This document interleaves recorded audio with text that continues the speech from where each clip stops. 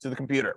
All right, so welcome. Hopefully everybody is already checked in. So if you're a campus, make sure that you are scanning that real quick before I unfreeze the window. So a couple of announcements before we start. So first, I always get this question on the last week, which is what is the passing grade for 3D Foundations? The passing grade for 3D Foundations is 59.6. That's because it rounds up to a 60, all right? So if you're one of those people that are on the cusp of like that 59.6, you may want to start looking at with your grade calculator, figuring out which assignments you have to get done. Now, please do not assume that you're going to get 100 for everything right there. Give you some wiggle room. But for everybody, you have to make at least a 59.6 in this class to move on to the next class. Now it's different from both online and campus. Campus, you have to come back. I'm an immediate retake class. So if you fail this class, see you in February. All right. So make sure that you're aware of that. Now, online, you do have the padding to go over to another class. But the thing is that you will not be able to move on to model creation without the core foundations for them to actually work with. So you got to make sure that you're doing that. Now, if you have any questions or anything like that, feel free to ask me or send me an email or message your section lead. But yeah, that is about it. Outside of that, let's go ahead and talk about a couple things. First, your week 3 assignments are due today. All right, so you have until 11:59. Now, you are still eligible to ask for an extension. Realize when you ask for extension, you automatically get it. You do not need a direct response from us. That may be tomorrow before that we get that in. So please don't request an extension and then immediately an hour later send me another email saying, hey, why is it not granted yet? Again, if you request it, you automatically get it. All right. Next, always remember that extensions are always 3 days from the original deadline. For y'all, it's going to be Thursday if you ask for that extension. Please do not wait until Thursday to get everything in for week 3, because essentially if you do that, that will cause you to only have 1 real day of real support to get any help that you need for your week 4 content. Now, week 4 is a little bit less than the rest of the prior weeks. It's really just kind of the wrapping up everything, but don't make that like make you come complacent. You want to make sure that you're scheduling some time in that right there. And the reason why you have to be careful about that extension is because now you're about to hit that brick wall, which is there is no extensions for any of the week 4 content. Also, your projects for week 4 are due on Sunday, not Monday. Anything that is not turned in by 11:59 p.m. on Sunday is considered a 0. So with that said, make sure that you're aware of that. Next, Substance Painter. That's going to be Wednesday. All right. That's our first introduction to the Substance Painter. We're going to go over all the practices that you're going to need to use it on your Lego Man. Now, we're not going to have a flat out tutorial on how to do the Lego Man because we want to leave it up to you whether or not you want to do certain styles, take it above and beyond, or just kind of do the bare minimum. We're going to actually use the crate as a surrogate. Now, if you are somebody who has not gotten Substance Painter installed, you need to get that done because, like I said, for some people, you may not have access to it through your Creative Cloud. And at this point, right now, we need to start figuring out how to get that access. Now, for most of y'all, all you should have to do is go to student support, put in a ticket and say, hey, I can't get Substance Painter. And they should take about like 24 to 48 hours, hopefully, to get that solved. All right. Do not wait until Sunday of next week to figure out, oh crap, I don't have access to Substance Painter. I can't do half my project. All right. Figure out now. Likewise, make sure that you have Unreal. We're actually going to go more and more into Unreal. I do know a lot of people are having issues with the textures. At this point, all you want to do is just go through and manually link them to your shaders. Just letting you know that's great practice because that's how you're going to be doing it in model creation. All right. So any questions before we start? Also, another question I get a lot, which is the Lego Man.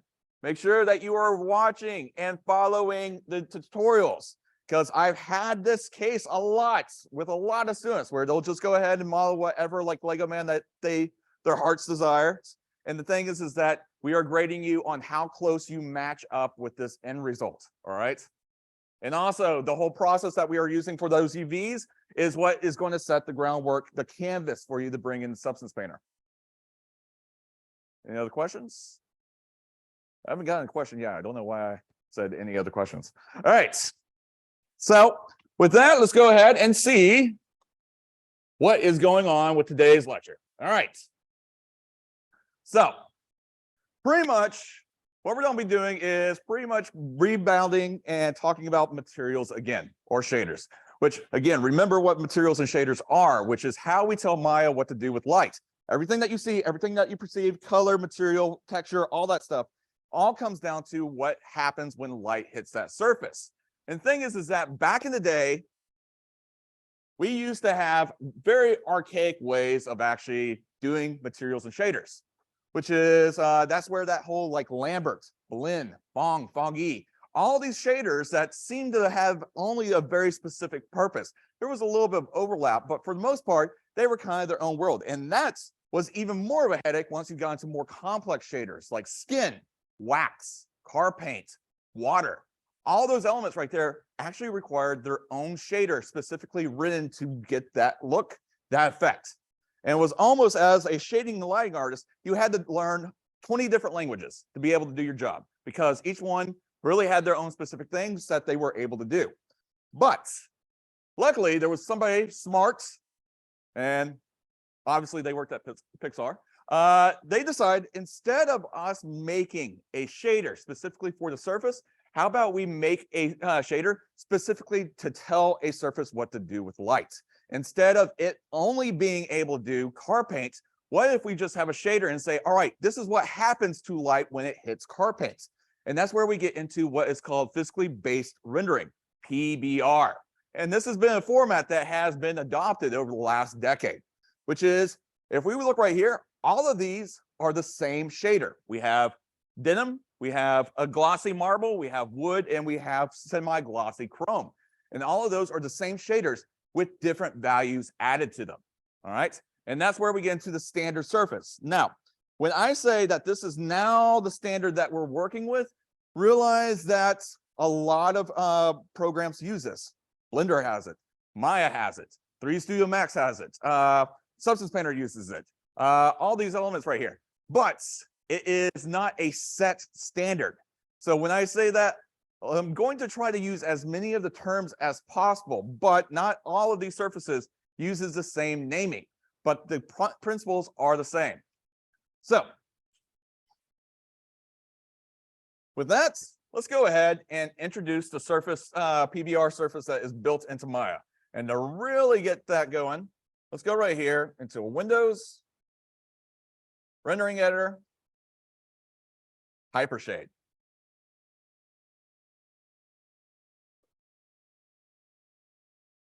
So while the original surface shaders that we were talking about are great to start with, Blinns, Fongs, those get you in the idea of looking at your surface and kind of really starting thinking more outside the lines of color. Instead, thinking about how reflective something is. What's happening to reflections when they hit our surface and they're not so bright? All those different elements. But the fact is that really these days, we don't really use Lambert's blends or anything like that. That's why when we bring them over into something like Unreal, actually what's happening is all that information, all that stuff is being left behind and it's being converted over to that PBR surface. So let's go ahead and bring in our built-in Maya PBR surface. So if we go right here, I'm going to go to Maya standard surface. Right there at the top. And inside of here, we get a standard surface, and this is Maya's built-in one. Now, for us to get the full effect of this surface, we have to do something that's called rendering. Now, we'll talk about what rendering is and go a little bit more in depth, but essentially, rendering is where we start calculating things out. And for us to get the full effect of our surface, we have to start calculating light. So from here, what we're seeing is real time. I can go right here and move this around. Now, that doesn't mean that Unreal doesn't have a great PBR surface. It still has a real-time PBR surface, but they do have to tone some stuff down for it to be able to update and keep your frames per second. Now, for us to get the full effect, let's go ahead and switch this to Arnold. Now, most of y'all should have Arnold. Like when you went to install Maya, it asked you for that option of like, hey, do you want to install Arnold? Well, that is Maya's built-in renderer, all right, which you can opt out of. That's because, just letting you know, how many people have ever heard of RenderMan?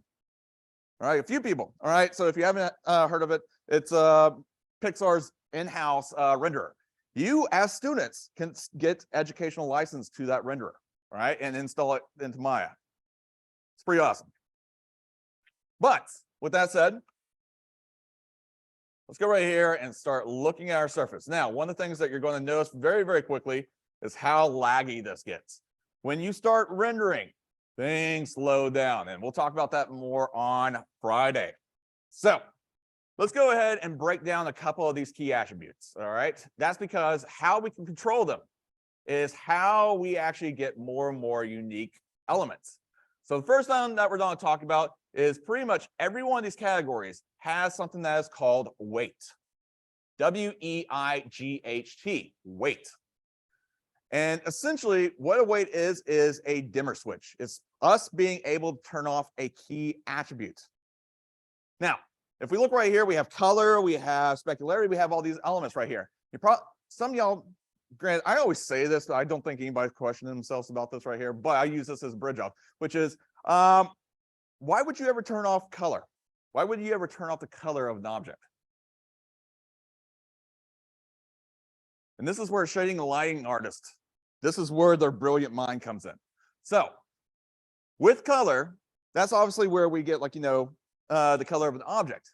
But now ask yourself, when you have glass, where does its color come from? Light. And more importantly, the light that is refracted through. So let's go right here, and I'm going to bring this all the way down. So if I want to make this glass, I have to go right here. Allow light to pass through my surface by turning on the weight of transmission. Now I'm going to bring down that right here. And then if I want this glass to have color, then we have to change the color of the light that gets absorbed. That's where the color comes from. What light actually gets absorbed into our surface. Now, there's tons of examples of where you would turn off different elements. The thing is that this is really where the meat and potatoes are, is can you look at a surface and really break it down to the key attributes, the elements that make our objects look like metal, look like skin, look like wax, all those elements. Now, this is going to be a gross understatement of like what shaders are and how you can control them. That's why you have two classes, especially if you're going down the computer animation routes, that focus exclusively on just the nature of shaders, lights, and textures. And this is somebody's main focus, and it can be really, really awesome. Now with that, I'm gonna go right here.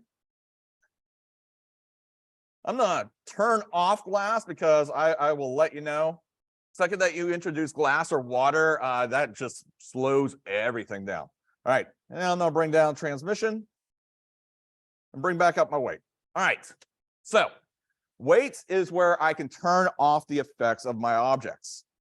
Now, the next one that we're going to come to is the first thing that we all see. When you look at an object, the first thing that you usually notice is color.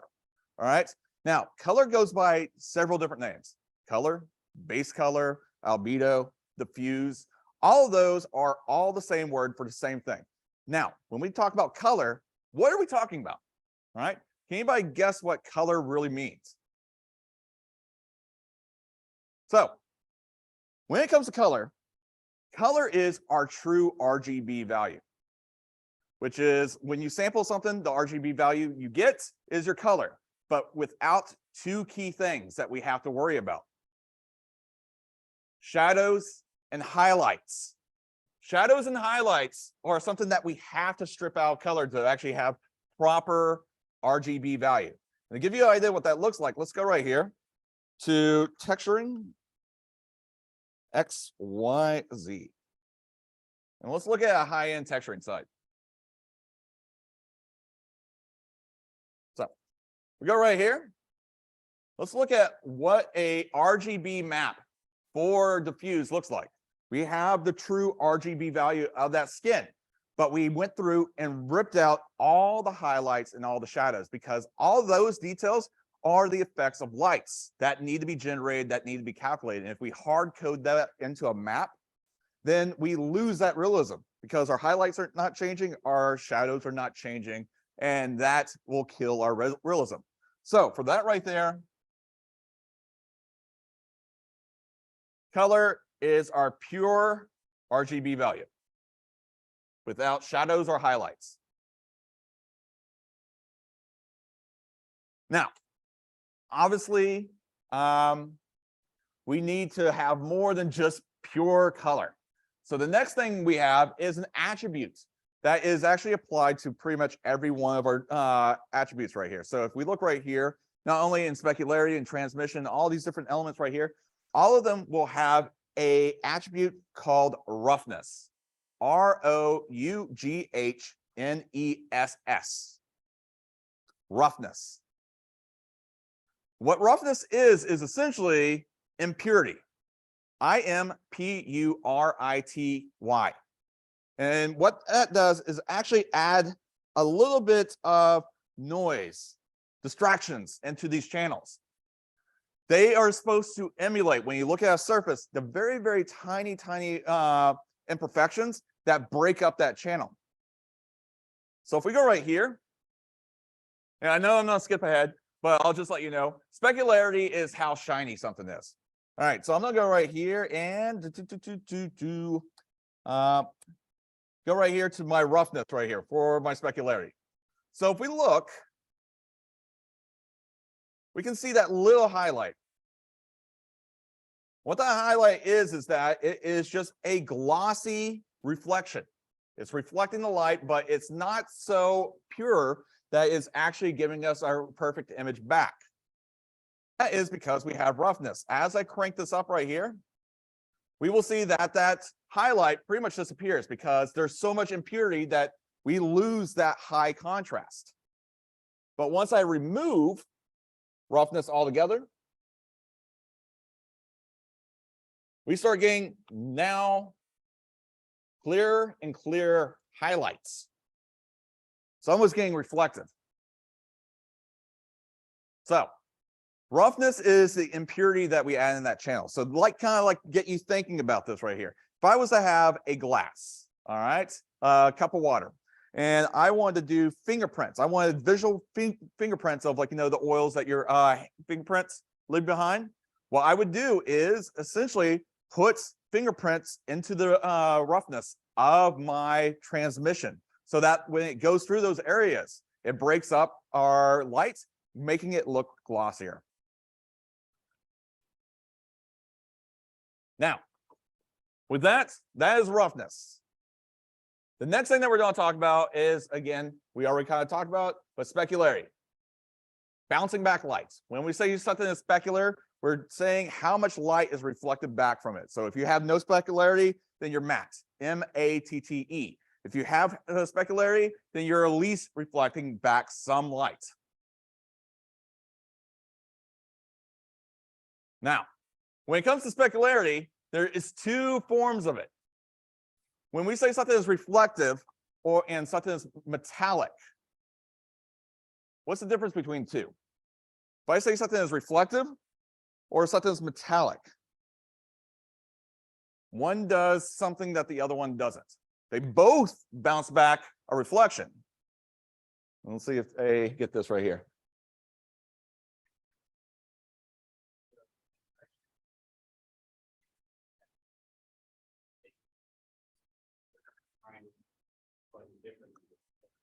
You're getting there right there. So the shine or the reflection of metallic is different from like reflective.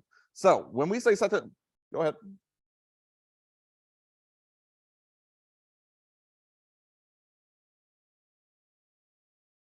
So you're getting close. So the best way I can actually describe it is when somebody says something is metallic red, and you see reflection in something that, like, a Christmas ornament or something like that. What happens to your reflection when you look into like a red ornament? It's not so much distorted, but it is getting changed by the color. So The best way I can actually say this right here, because this is the stuff that you have to think about. I actually want to hear your suggestion right there.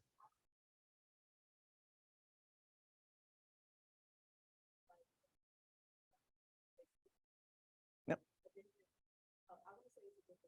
Yes. So that's exactly it. So the difference between the two is this right here. This is reflective. Notice how we are actually getting information. And for the most part, it is unchanged. Yeah, we got like a little bit of red right here, but we can still see the yellow of the sun. We can see the blue of the sky, all that right there. Now let's crank up metallic. Everything gets saturated by that red.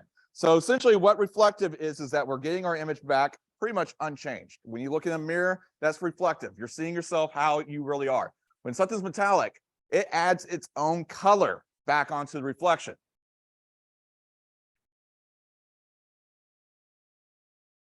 So with that, those are the major ones that we're going to talk about right there, which is, those are main attributes that we will be using.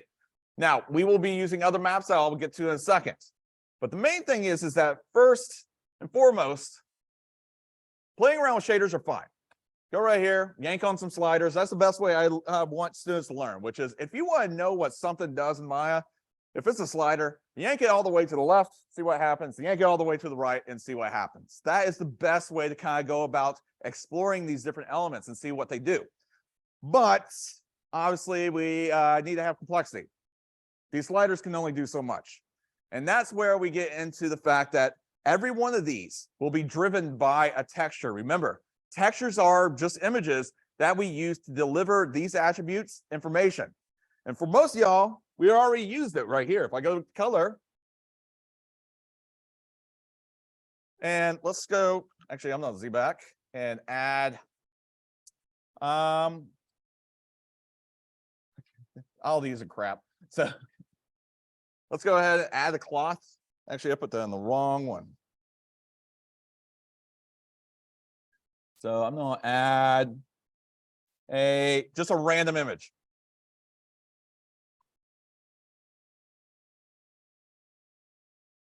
And let's go ahead and bring down that metallic.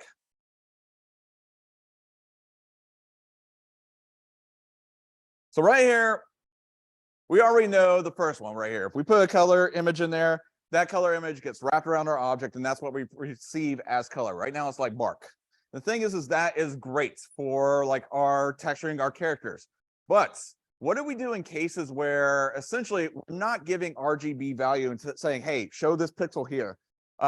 All of these right here are usually either effects that are turned on and off.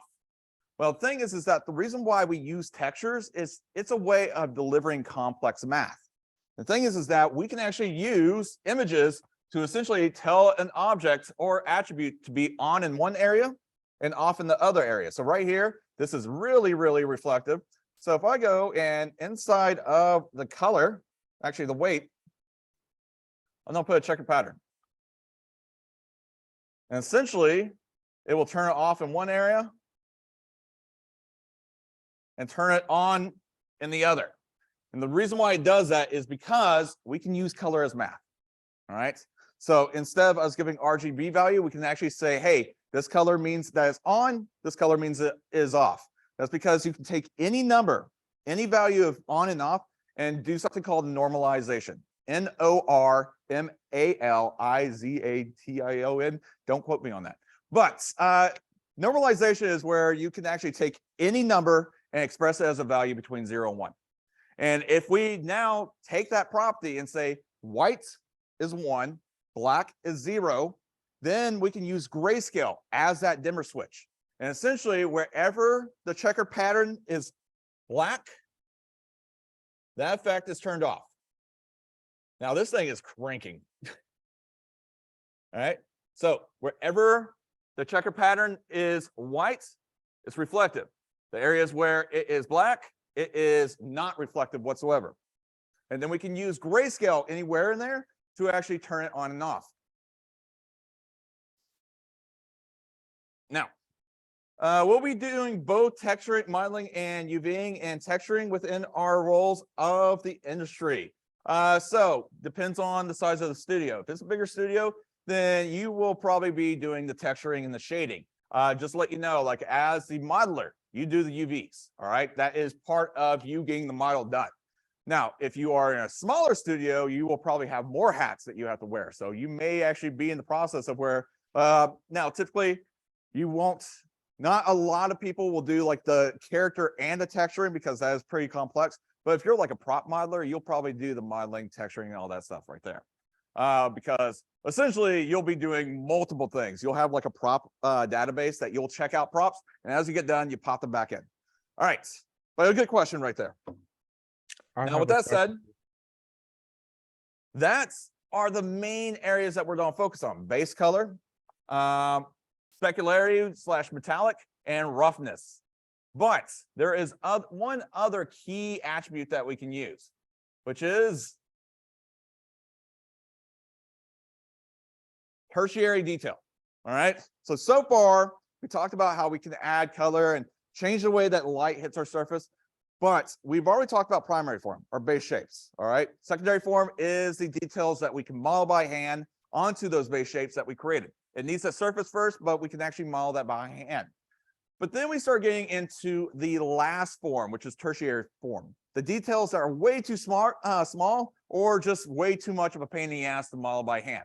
And that's where we can actually use images to either model for us or make it look like that detail's there.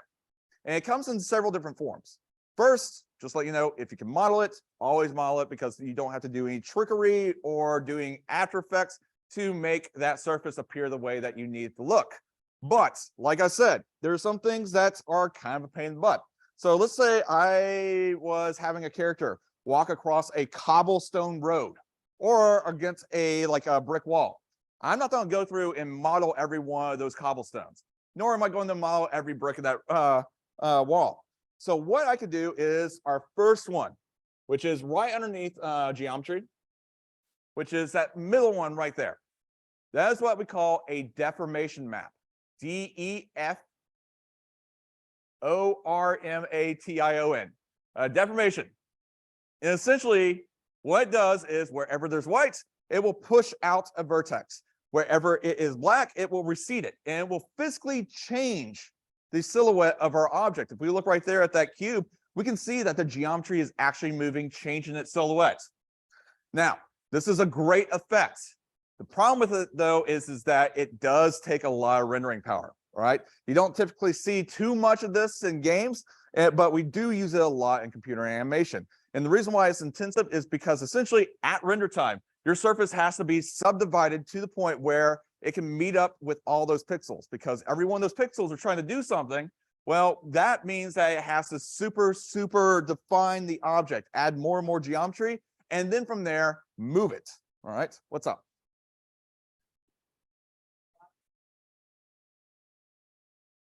Is it 100% possible for there to be problems with geometry doing that? So somebody is asking a question. It's just how it handles that object right there.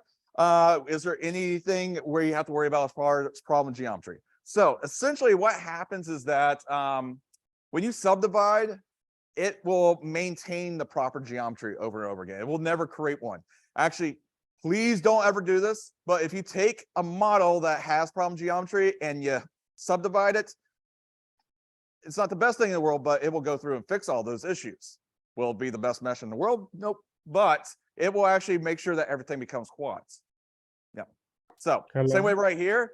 That's the whole idea, is that like if we can maintain a good geometry, a good base set right there, then when Maya goes to animate it, subdivide it, all that stuff right there, it's already building on a good foundation, and it's not going to cause more issues as it goes.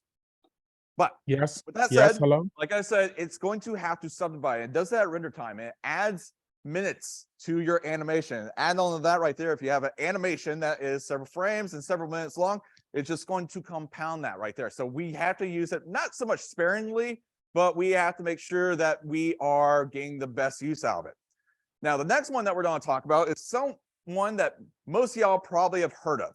Now, this right here is old news by now, but like back in the day when the Xbox and the Xbox 360 came out, this was the leading edge, the bleeding edge thing, which is right here.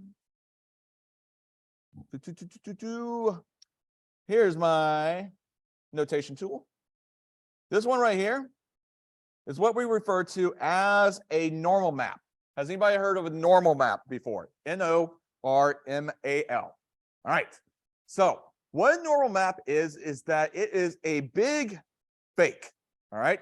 So the idea is that if you can control the way an object is lit, you can actually make it seem like there's more detail than it really is. Because if you learned anything from like art class, you can make your drawing look a lot more depth, a lot more realism by just controlling the highlights and shadows on it. The same way right here. This allows us to kind of control the way that light and shadows happen on our objects. That's because if we go right here,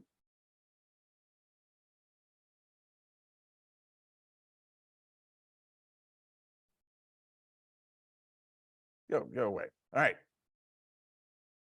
When we have a polygon face, it gets lit on one side, which is its normal. Well, what a normal map does is that it tells Maya and whatever shader that is working there that this one normal is no longer one direction, getting one flat light. What it will do is fake as if there's multiple normals faced in different directions. One pointing there, one going there, one going there, so on and so on. And if we can control the way that those normals are facing, we can actually make it look like there's more detail really there. And every one of these normals has an X, Y, and Z coordinate. And you're probably asking yourself, well, what's the point and why is it always kind of like this weird purple look right here? And pretty much anytime that you make like a normal map or see a normal map, it will be that weird magenta, cyan, all that stuff right there. And the thing is that that color is not for you. That color is actually RGB values of our X, Y, and Z. We're seeing the colorization of a coordinate. That's why we're getting all these weird things right here. And that is what is going on. So that color, all that magenta, all those weird things are actually just math in the background. Now, obviously, this is not something that you paint. All right, you're not going to sit there and paint by hand. So what you typically do is you will sculpt out the high res version, and then you will go back and make a medium correct version of it. And then you seriously put both of the models on top of each other, and it samples the difference between them, and then it writes it into that map right there. Now, like I said, this is a fake. I don't know if anybody remembers, because I'm now realizing that the original Gears of War is like now, I think, close to 15 to 20 years old. But if you've ever played any old like Unreal 3 games, especially back on the 360, what would happen is that you would like load into the game and everything would be completely flat, bland, and all that stuff right there. And then like 2 seconds later, all the detail would pop in. That is essentially what's happening. You're seeing everything without its normal maps being loaded. And then that last little pop right there is the normal maps kicking in. Normal maps are great. They are a great fake. When light hits the surface, you see like the lighting, the silhouette changing, all that stuff right there, which is great, as long as it doesn't turn to the side and you see like there's no actual detail there. So that is normal maps. The last one that we're going to go over, after I clear all my weird drawings,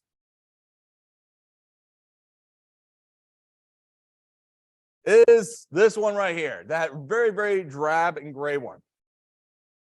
That is what we essentially call a bump map, B-U-M-P, bump map.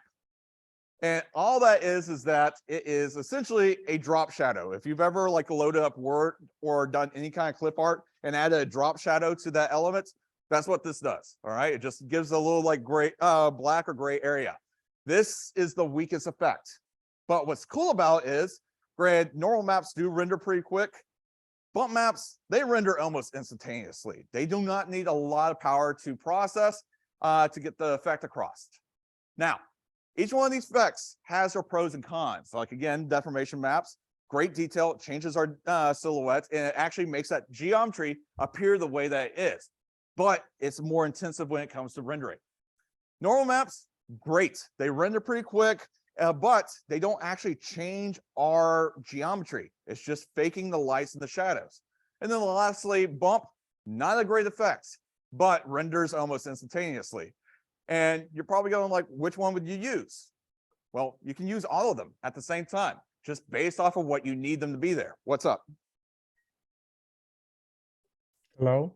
So somebody just asked was, do you add color to the bump map? No, it is one of those, again, grayscale ones. It will recede or make it look like it's sticking in. The darker the color you give it, the brighter the color you give it, you will actually make it look like it's popping out. Yep, great question. Hello? Good cover Hello? that. All right, so yeah, a grayscale image for both the deformation map and the bump map. Normal maps is the only one that uses color. And again, that is just visualized color information. But with that said right there, when would you use all three? Well, look at your hands, especially like your forearm. So if I wanted to do like my wedding ring and maybe even like my fingernails, I would probably do that as my as a deformation map, because those change my silhouette pretty big. Now, as far as like some of the bigger wrinkles and all that stuff right there, that would be great for normal maps. And then the last one, can anybody think of something that is on your hand that bump map, our weakest effect, would probably be great for? Pores, yes. Look at your pores. How often do you see the highlights and the shadows changing on them? If you do see that, you need better skincare. All right, so you should not have pores that big. But the fact is that those are smaller details, but we need to make sure that we are adding those in. So again, all of these have their place. Any questions so far? I'd have a question. So Hello? let's go ahead and kind of see what's going on. So here's the reason why we started moving into that collage format. Now, these can still be used for repeating textures. Like if you actually looked at any of those repeating textures, they had maps for all of this stuff right there. You can link them in. And the thing is that that's perfectly fine. That's because of the notion of a repeatable texture. We can apply it over and over again. But when we get into more unique details, like, characters, what's up? Yes, you can use all three on the same object. Yes. Yeah. Now, you do have to do a lot more setup for deformation maps. There's another form of it for games called tessellation maps. But again, we're not going to get into that. All right. So with that said, how does this work with characters? Well, here's the reason why we have that collage format, which is fitting everything. Right now, y'all are doing the Lego Man. That's 9 different pieces. We're taking all 9 of those pieces, fitting them into 0-1 space. The reason for that is because for us to get complex elements right here, we have to have a crap ton of maps to make it appear that right there. For denim, we need to have these 4 maps. And the thing is that if everything gets its own 0-1 space, then whatever amount of objects we have, in this case, 9 parts for our Lego Man, well, that means 9 times 4 different maps, and that is where I am bad at math, but that's a crap ton of maps. And the thing is that takes up a lot of resources. That's why we do the collage format, so that way we minimize the number of these. Now, if you look right here, this is denim. And if you look, we got base color right there. Now, can anybody tell me why metalness is black? Yeah, it's a 0 value. How metallic are your pants? I know some people probably do have metallic pants. But now, if we wanted to, like, let's say we were doing a video game and your character has denim pants, but they go through water. Well, we can animate that metalness to actually turn on when things are wet and then turn it off as your character dries. But for right now, base denim, black. Normal map, that's how we're actually getting all that effect of all like the threading on there. And then lastly, roughness. We have a ton of impurity on our objects, especially at your denim. It's not a flat blue. You actually have a lot of breaking up of those elements right there. Make sense?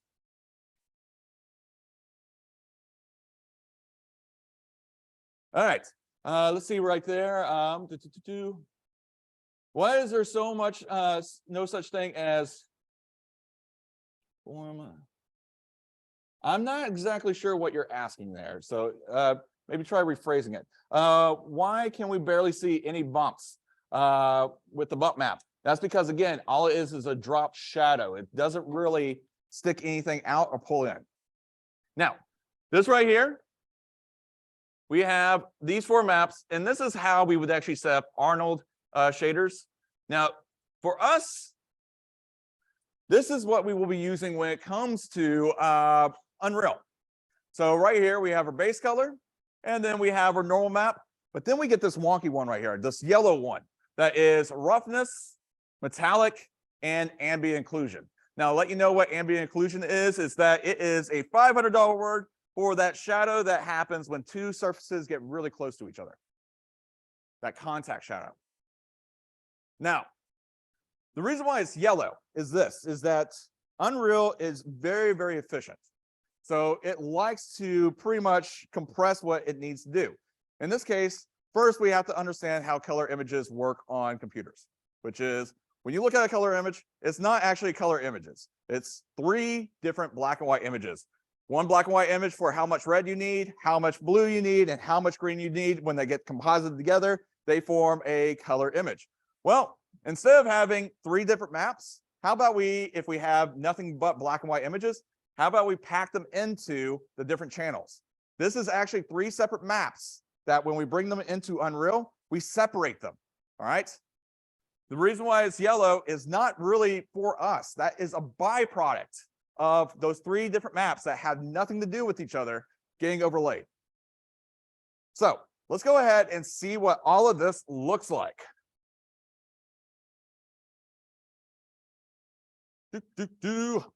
Right here. And I'm going to minimize that. And do I still have Unreal open? Let me go ahead and get that open.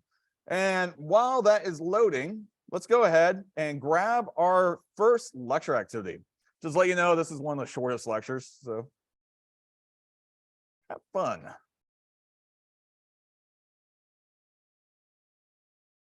All right, materials and lights.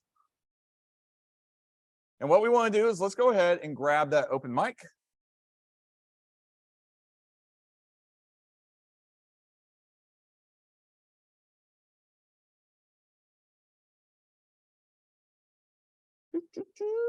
Stop recording. I want this to hide.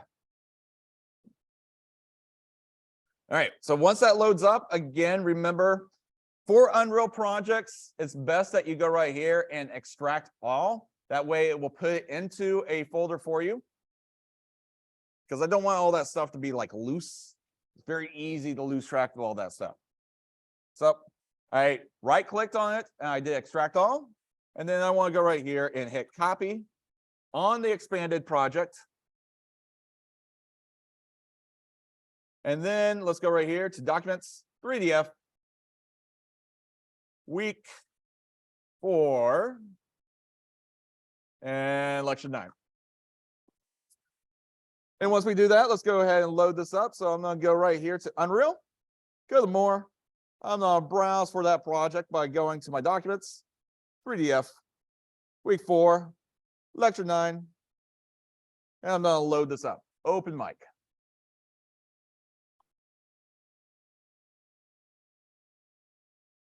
And I'm also going to close Maya because it's just randomly rendering in the background. Don't need that to happen. Now, you will get a little window yelling at you. Go ahead, ignore that for the time being. And then I'm going to go right here. Finish closing that up. And now we have our open mic. Now, don't be alarmed. You're not supposed to see anything because this lecture is asked backwards. That's because we are actually talking about materials and shaders first and then lights, which is completely different. We can't see shaders. We can't perceive them without lights being there.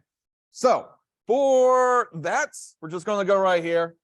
And for the time being, I'm going to go and turn this from lit to unlit. Lit to unlit. So that way we can actually see what's going on. So remember, unlit will just let us see our RGB values. It's not going to have any lighting information. We will want to turn that back on before we start lighting though. So next thing that we're going to do, I'm going to go right here to contents. And we're going to go right here to open mic assets. And then inside of open mic assets, we're going to go right here to materials and textures. And what we're going to do is go through the process of getting these properly hooked up to their shaders.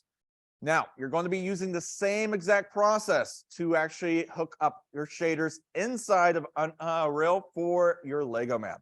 All right. Don't worry, we will be doing it 4 times.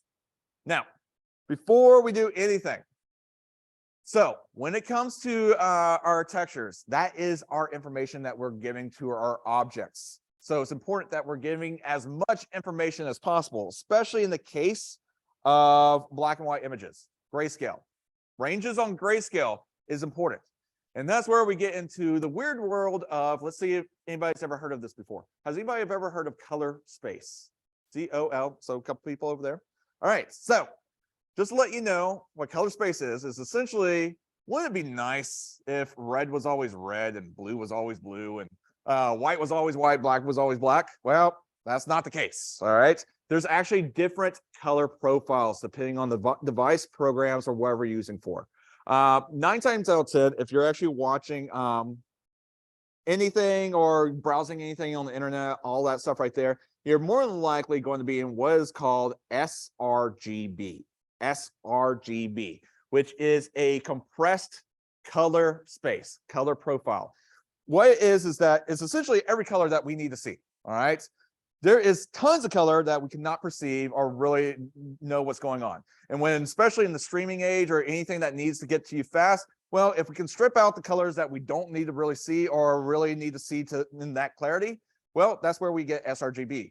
Enough color for what we need to see, but it's also compressed, truncated now that we can actually get enough information through. Problem is that when it comes to using files to control different aspects of our professional work, well, sRGB is crap. All right. So that is where we need to actually, we will still use sRGB on these right here. But when it comes to grayscale images, we have to switch over to a color space that is called linear. LINEAR. I think it's linear, that right there. And it is a wider range of color. And when I'm talking about that, when it comes to grayscale, sRGB, I would say, and I'm doing this with no science whatsoever, sRGB grayscale is probably about like 3 feet. All right, that right there. All right. When we switch to linear, we're talking about a color space that now extends the size of this room. That's because we start getting a very, very wider range of that grayscale. So with that, what is the S saying in sRGB? I actually don't know. Probably simplified. That would make sense. Or somebody who actually came up with it, their name started with S. People like to name things after themselves. So I would have to Google that. All right. So with that, for us to do anything before we start hooking this up, we need to go right here to our packed maps. These right here are packed maps because there are multiple images packed into one image. We have to go right here and turn these to linear. And to do that, I'm going to double click on the image. So again, see how crazy this looks? This is 3 different maps composited on top of themselves. What we need to do is inside of here, we need to set this to sRGB. And hit save. Now, you do not want to do it for your color. Leave that as sRGB. If you set it to linear, when this thing is not linear, what it's going to do is blow out your image. What's up? So all you have to do is double click on the image and you will see a little box. And I'll actually show you that in a second. This little box right here is that sRGB. When we want this to be linear, we'll click that off. For our color map, we want to leave that in sRGB because if we click it off, watch what happens to our image. Well, it's supposed to get a lot more bright, but we want to make sure that we are leaving that turned on for there. We only want to turn off sRGB on our packed maps.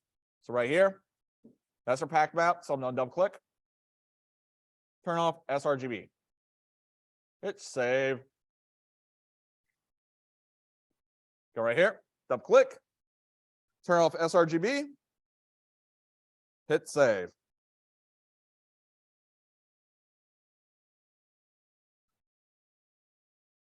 Go right here.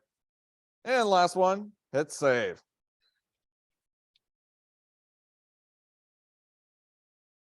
What's up?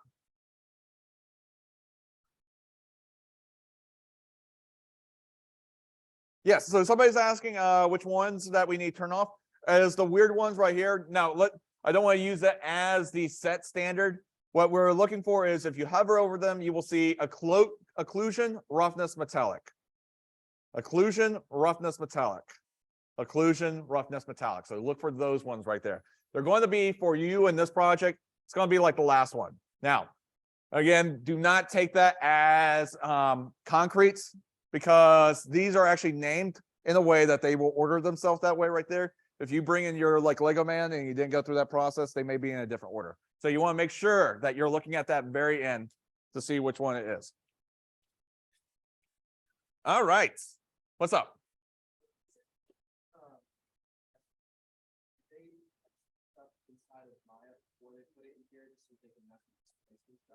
So what somebody just asked is when people are doing this in professional elements, do they do the texturing side of Maya? It really comes down to it, really what you're trying to do. I know that a lot of people will actually have them open in multiple things, where they'll have like their Substance Painter set up where they hit save and it pretty much regenerates itself inside Maya, but they will also probably have it hooked up into Unreal as well too. So as you've seen right here, there is no set easy way for you to just hit save and all your textures come over.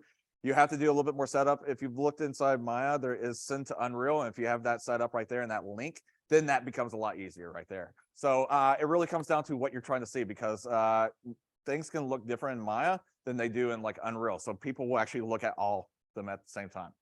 Yep.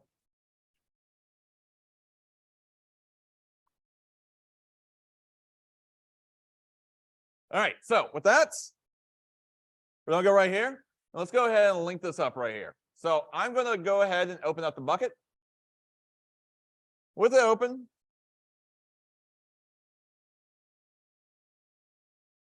and I'm gonna drag these three. And once I do that, I'm going to separate them by just going right here and clicking and dragging them. Now that I have those laid out, I have the top one, which is my color. I have the second one, which is my normal map. And then I have my last one, the weird yellow, green, and purple. That is my packed map, So with that, we're going to take the RGB from my color and put it into base color.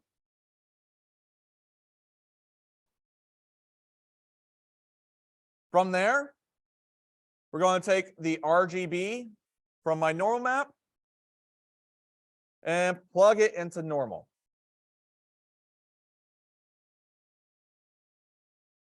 Then for my packed map, I'm going to go right here, R.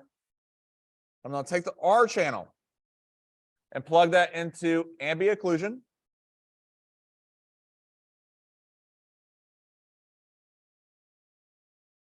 I'm going to take my G channel and plug that into roughness.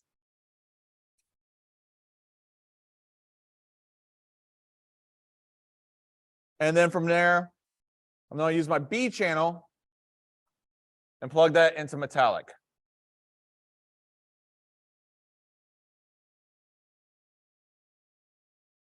And then I'm going to hit save. Once I do that, bam, we have a bucket. What's up? That? Yes, I'm going to show it 3 more times. We have to hook the rest of these up. So with that, just to let you know, Because people have like a little bit of trickiness right here. It's just like, what does R go to? What does B go to? What does G go to? And right here, if we look at that top, right where it says occlusion, roughness, metallic, that is the order that it's telling you. Occlusion, roughness, metallic, RGB. So let's go ahead and do this 3 more times. So again, we're gonna go right here to curtain. Delete that out. And grab these 3 right here, drag them in.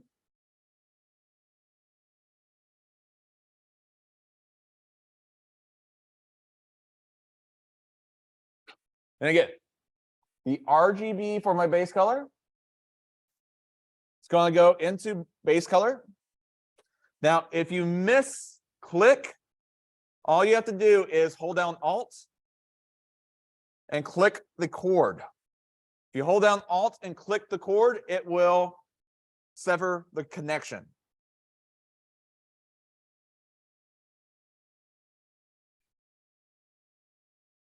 So somebody is asking, typically with normal map, it needs to be set to non-color color space. Is that not necessary? Not necessary at this level for Unreal. So I will let you know right here, a lot of the texturings that we're doing right here and all these complex things, Substance Painter is doing a lot of heavy lifting for us because Substance Painter actually has a pre-built in Unreal pack map template. So we are hooking this up the way that Substance Painter textures want to come into mind. But that is a good question. So RGB to base color. We're going to do RGB to normal map. And then for our pack map, R channel goes to ambient occlusion. G channel goes to roughness. And then B channel goes to metallic.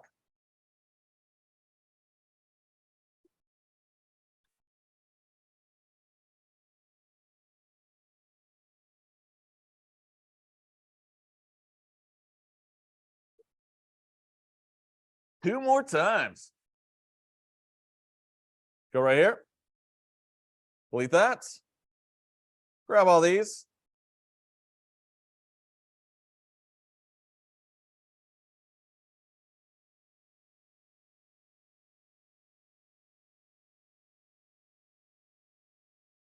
All right. And then from here, we're going to go to RGB. Base color for my color. RGB from my normal map to normal map. And then R, ambient occlusion. G, roughness.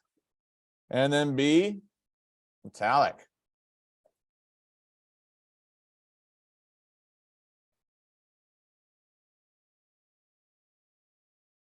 And then I'm going to hit save.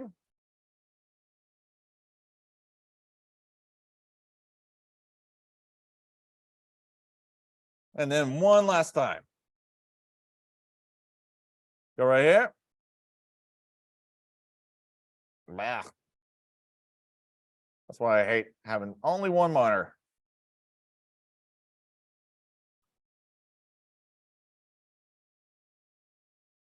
All right.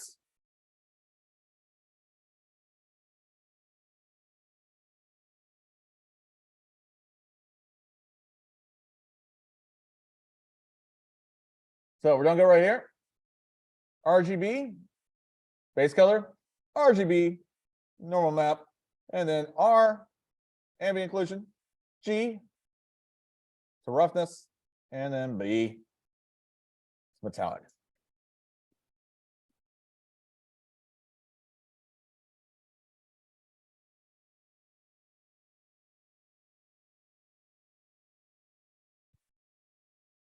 And now we can close this. And now we have everything textured right here.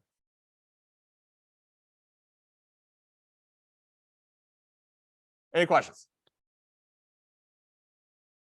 Yes, the stage is set. What's up?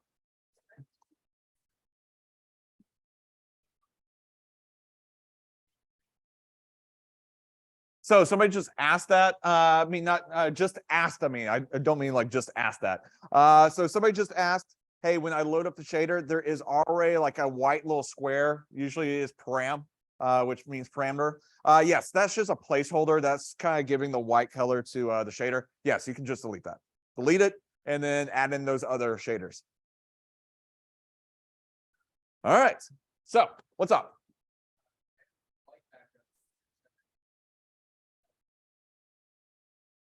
So that is just how Unreal is showing it. What version of Unreal are you on? 2.6. So yeah, it may be like displaying it. All that really bit, that white, that checkered pattern. So somebody's asking about, hey, on the background.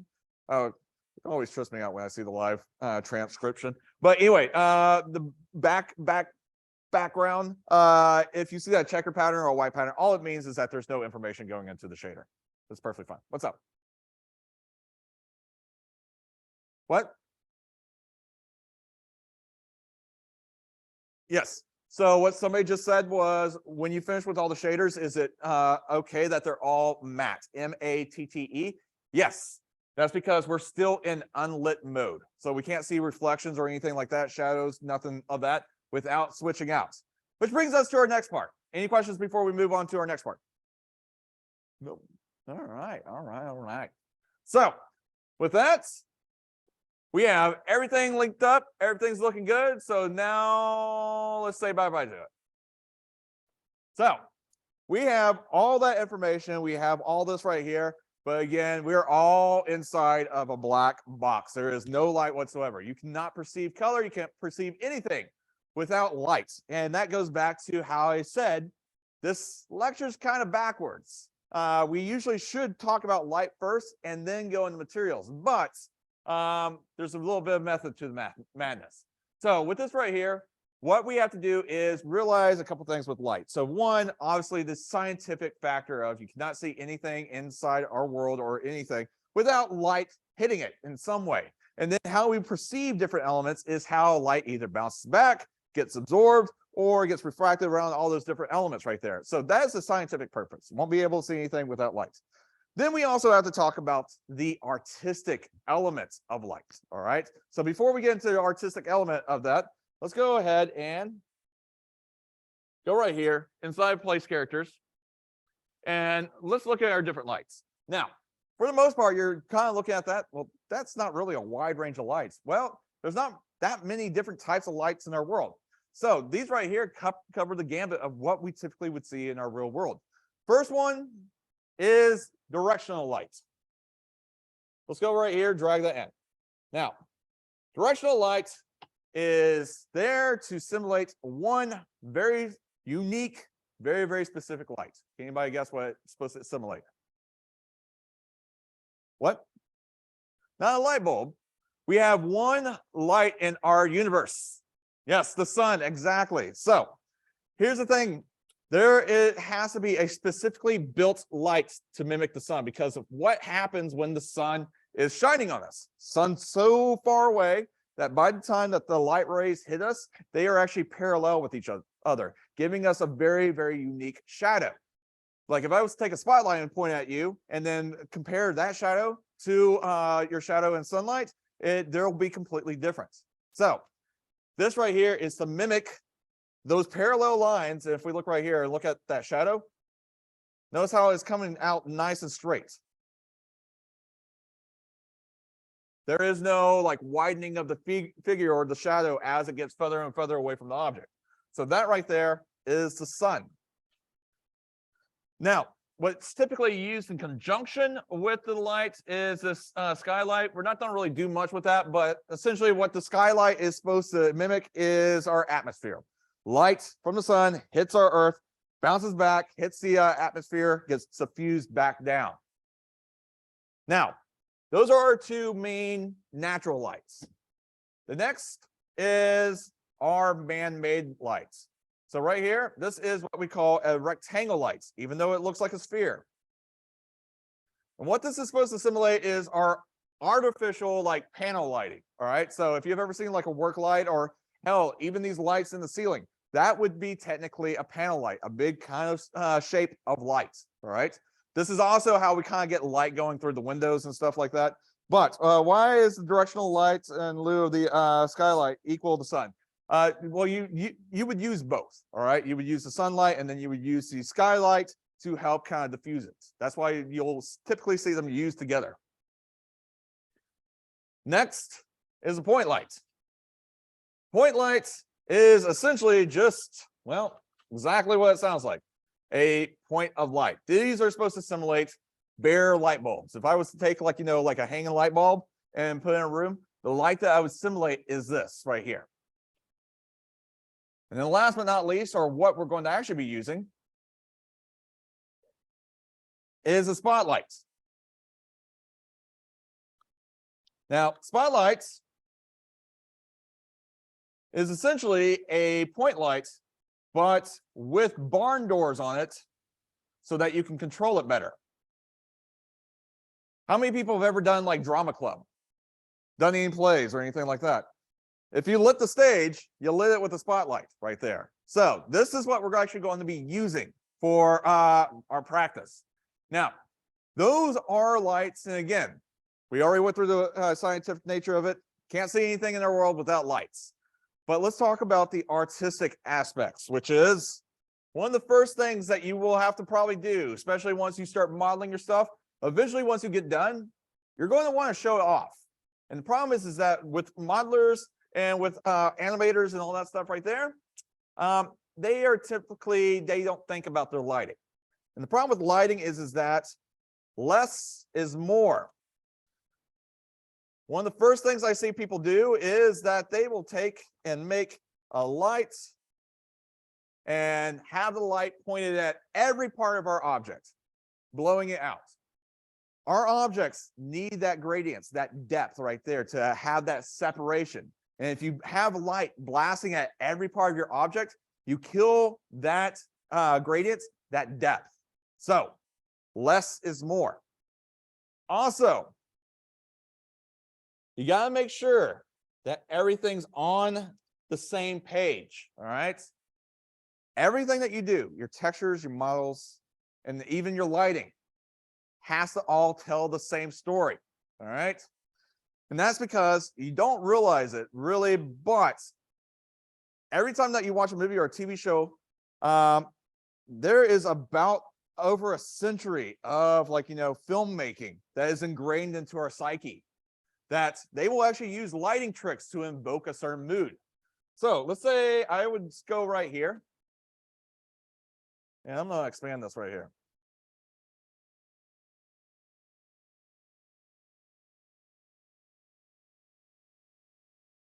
And let's say I want to spin this right here.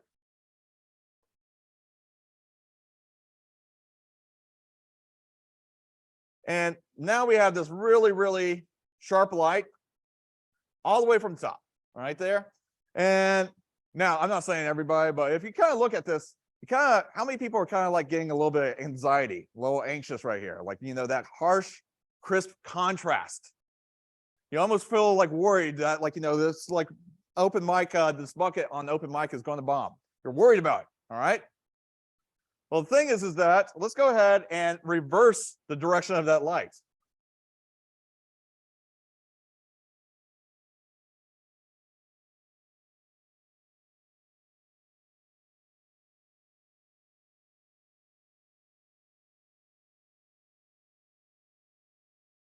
Now, what do you feel? This bucket has no personality, but just looking at it right now, would you trust this bucket? Would you go down the dark alley with this bucket? No, probably not.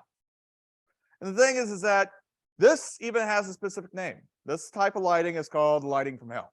The thing is that there is tons of lighting tricks that directors, lighting artists, cinematographers use to get you into a certain emotion before a single word is uttered. All right. Look at the different genres of comedies, thrillers, horrors, all that stuff right there. They have a specific type of lighting. Comedies typically are very flatly lit. They don't want any uneasiness. Meanwhile, when you have thrillers or dramas or horror movies, they're very, very high contrast and low lights. The thing is that when it comes to your elements, you have to make sure that every part of your art is telling the same story. What's up? So there is a ton. Actually, I have to, like, one of the best sources for that right there is how many people are on the Discord. All right. So occasionally you'll see him prowling around. Shane Proctor. He is your shader and lighting instructor. And if you just kind of like at him and say, "Hey, you got any like lighting techniques or anything like that?" He will give you like tons. All right. But yeah, I do have a couple of like I do have a couple of like, like bookmarks that are pretty great. But the best thing though is if you're going for a certain genre, try to match reference from that genre. One of the things I've ever seen is like, if you have a happy-go-lucky animation, you can kill that emotion by having very, very harsh light or very poor lighting. The thing is that you have to make sure that not only your art, your texturing, but also your lighting is all telling the same story. So anybody have any questions? What's up?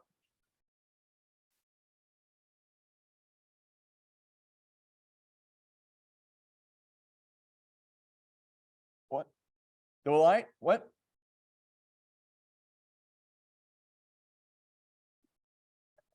Let me see what you're talking about. Oh, I think what is going on with that black plane? Version.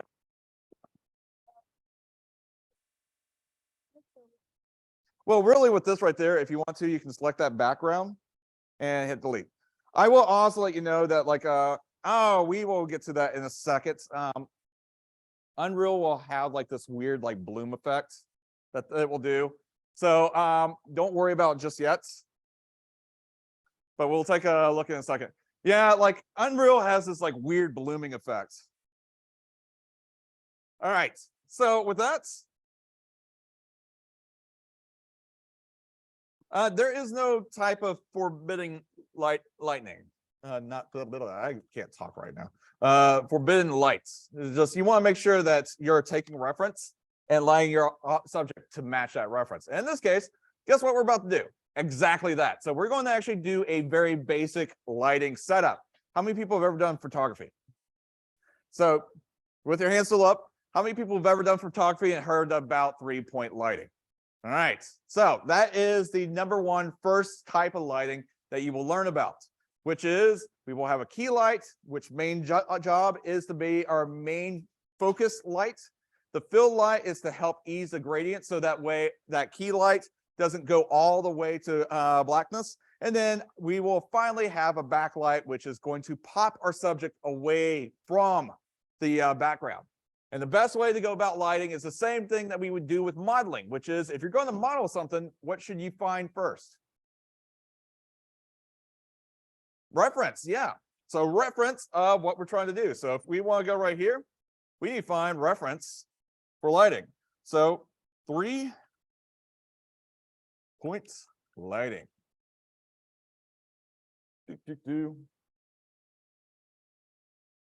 And from there, let's go ahead and find the image.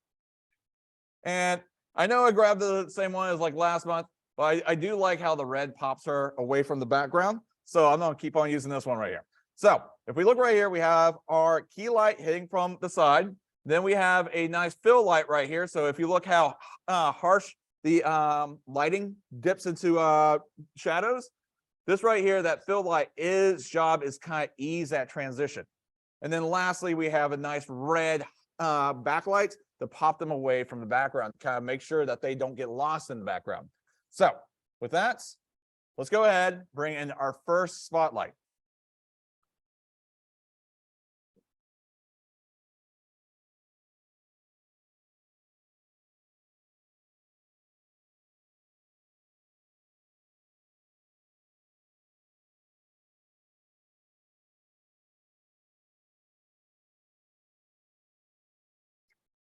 So obviously, we want to make sure that we're using rotation and movement to actually get this into place.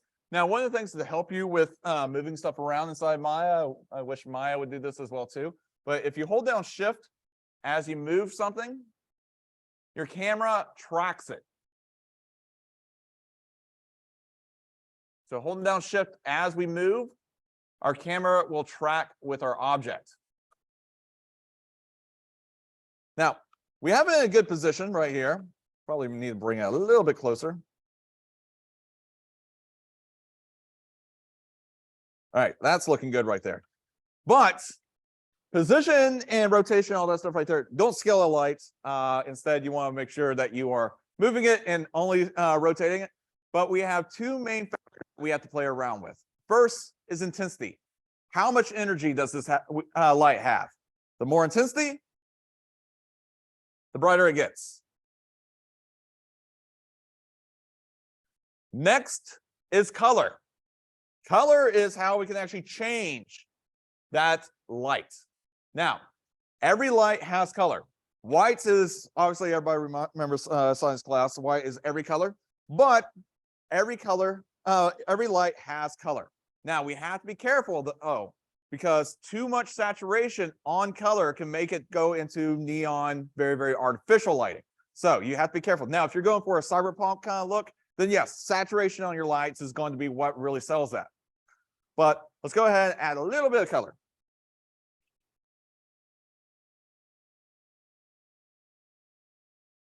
So next, we have that light. Now I did crank it. I'm going to do like 24. Now, just to let you know, Unreal does something that is not scientifically accurate with lighting, but it's for the purpose of this being a game engine, which is the last thing that we can actually play around with is something called the attenuation radius. What that means is that essentially we can tell our light to stop shining after a certain point, which that does not happen in real life. Light keeps on going until it runs out of energy and then it just stops, all right? But here we can have it completely fully bright and then just tell it to stop like, 3 feet from the light. So if you are turning and cranking up your lights and it's still not lighting up your object, you will have to turn up your attenuation radius. Now, with that, I'm going to select my lights and then I'm going to hold down Alt. And when I drag out with Alt held down, I'm going to drag out a new light. So holding down Alt and moving it will drag out a new light. And I'm going to go right here, move that around.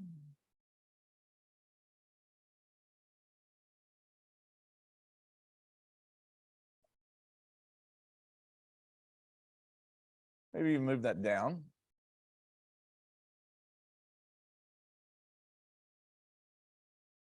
And for this run right here is still way too bright because our key light is the brightest one. Well, actually, the backlight is going to be the brightest one, but we don't want our fill lights to pretty much blow away our key light. So I'm going to go right here and really tone this down.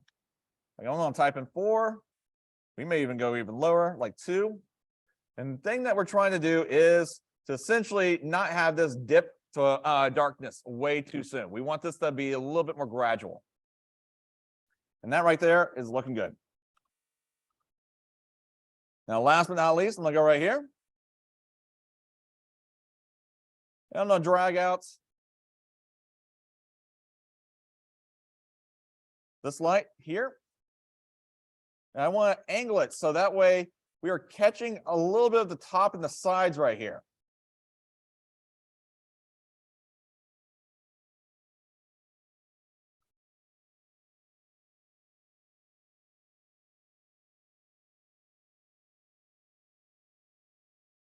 I think we're supposed to do it from this side according to our reference.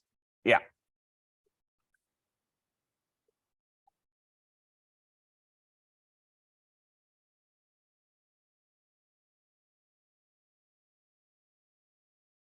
I'm gonna set this like 36. Now I'm gonna make that red.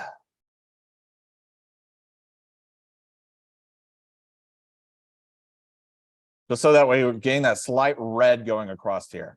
And also getting it on the side of this right here.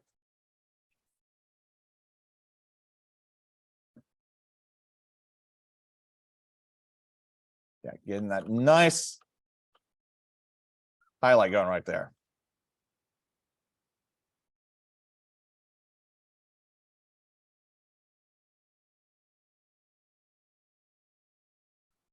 Now you can play around with the other attributes right here. Like we can actually control how much that cone's going out. We can also play around with the inner cone and the outer cone. Essentially what that does is the inner cone is going to be your most focused port light, and then it pretty much fades off as it hits the outer cone, controlling what is called the penumbra, which is that fade off.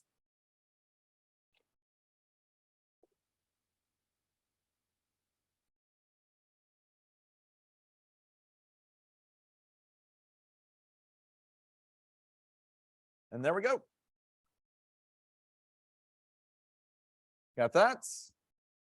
Probably going to go a little bit redder right here, but for the most part, we got our 3-point light. We got our key light right there. We got our fill light to kind of ease that transition. And then we got that background light to help pop it away from the background, kind of get it a little bit away from that red curtain, which now I'm thinking about probably a red light against a red curtain is not the best way to highlight it. So, any questions? What's up?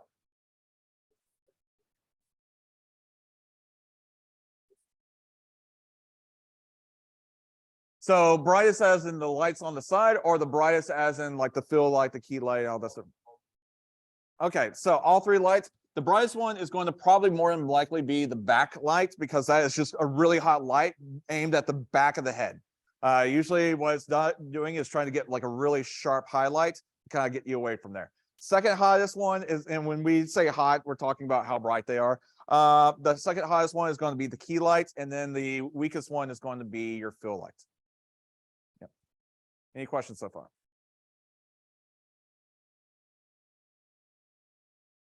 All right, so like I said, positioning the light and all that stuff right there, all that is all part of the artistry of what you're trying to go for. You want to make sure everything is on the same page. And like I said, if you want to go with like Cyberpunk, you can definitely add these super saturated colors right there. You just have to make sure that everything's on the same pathway. But every light has intensity, every light has color. But there's another side of that right there, which is what happens when this right here is actually not a video game. We are actually going to be taking this CG element. We're not really going to be doing it, but and implementing it into like a Marvel movie that actually has real life live action counterparts. How do we go about doing that? Because we can't have our lighting on our CG assets be completely different from our live action one. They have to match up. What's up?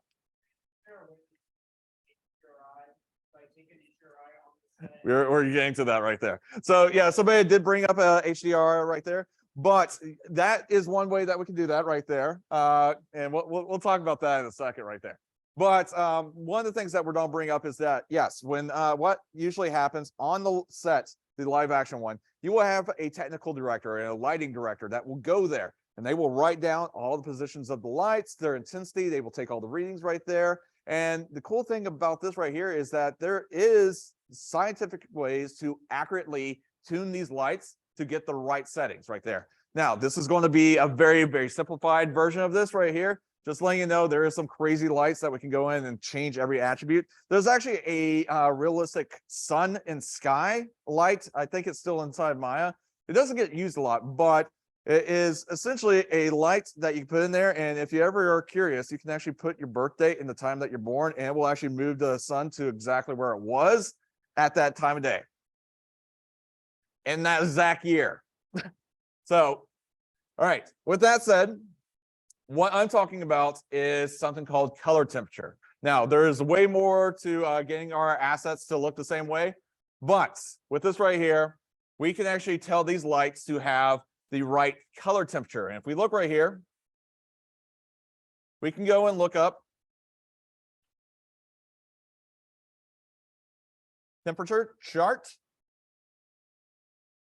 And as a light gets more and more intense, that intensity actively changes its color. So if we're looking at the infrared spectrum, the lower intensity, we're getting into the red part of that right there. And then as we add more and more intensity, we start getting into that blue and ultraviolet. So in this case right here, we are in a dingy open mic bar. What probably part of that spectrum should we try to match up with? The yellow, because it's a dingy bar. Usually not going to spend a lot of money to getting nice lighting in there. Actually, that's one of the rules. You don't have nice lighting in a bar. There's a reason. All right. So with that, we can go right here and change these around. So let's go ahead and add in our color temperature. And since we want that yellow, I'm going to go ahead and type in 3,500. And we start getting the intensity of that yellow that would be at that color temperature. So let's go right here, do the same thing. And change this to something a little bit newer of a light. So 4,000. And then the last one, we'll just go ahead and keep that red. And that's where we can actually get that more technical ones right there. So if we're not trying to go for like a hyper stylized lighting, we can still get very accurate, very realistic lighting by just using the ways of scientifically measuring these lights, which is, let you know, Kelvin, Kelvin. The more Kelvin, the brighter and closer to blue it will get. So, any questions?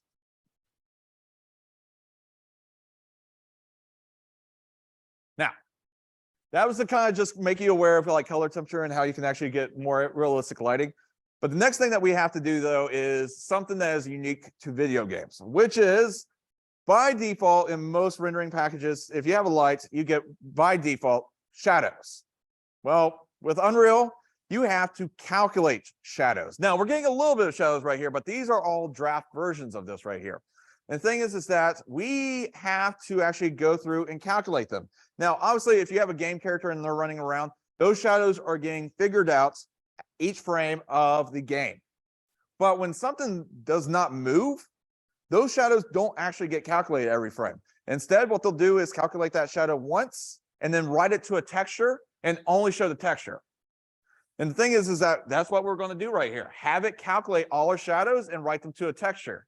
But we have to tell Unreal whether or not these shadows are important. All right. So think of this right here. If we have a big level, the areas that your character can get to, those shadows are important. We want them to have like, you know, nice resolution. But the jungle or the sand dunes that are like way in the background that you have no way of getting to, granted, they would probably be like, you know, a skybox or something like that. But the elements that are there, you can kind of see it, but you can't get to it. We don't want that to have the highest level of calculation. So we need to actually tell this what parts of this open mic is important. And I always say this because I always get tickled by it, because this is the most programmer way of doing it, which is to tell something, Unreal, that this right here is important. We need to go right here to light mass, importance, volume, light mass, importance, volume, and drag it out. What this is it's a box. Anything that is important, you put in the box. So we just go right here and just scale it to the size of our level.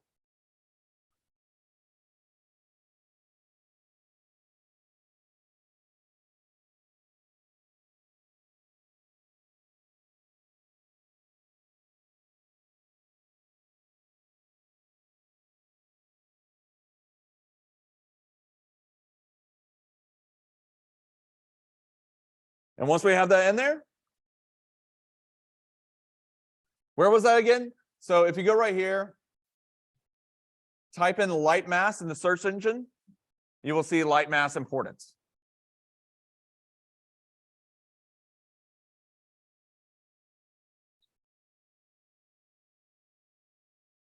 And once we do that, then we need to calculate out our shadows. So we have our light mass box. We scaled it to have our level inside of it. And then we go right here. We can go to build. And I'm going to click the arrow next to build. I'm going to go to lighting quality. And we want to set how intensive, how accurate it's going to calculate our lighting. I will tell you, for the most part, medium preview is more than we need. You can, if you want to do it for giggles, do it high. I would not do production, especially on your levels, because I have seen it that some students have tried to do production. And remember, at this level, your assets are not at the professional level, which means there could be something wrong with it that causes it to pretty much build your lights forever. All right, it won't like ever complete. So I would say for to be safe, I want to go higher than medium, because honestly, there's not enough things happening here that will make the payoff of waiting for high or production worth it. So I'm gonna go right here, hit medium, and then I'm gonna go right here and tell it to build. It's gonna go through, calculate all our lights, and then lie to us a couple times.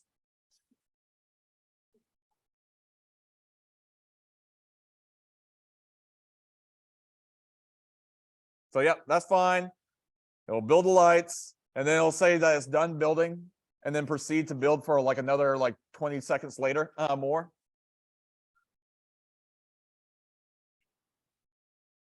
See right there where it says build complete, and then that extra like 10 seconds. Yeah, now it's done. And now we have our lighting.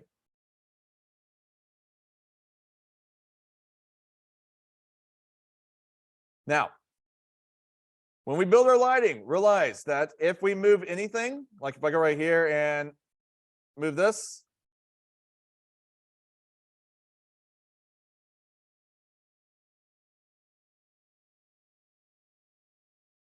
we will have to rebuild those lights.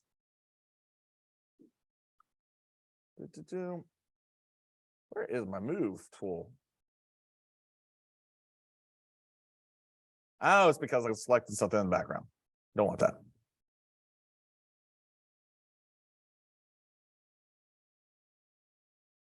So see, those get written to a map. They're locked in. So if you move anything, you will have to rebuild. All right. Any questions? What's up? Do it again. How to get there? So again, we want to go right here and place our light mass. Importance volume right here. So you drag it out, make it big enough to cover our entire scene. From there, you're going to go right here to build, tell the lighting quality, medium at the highest, and then you're going to hit build. Or you can tell it to build lighting only, either one. And once you do that, we can take our screenshot.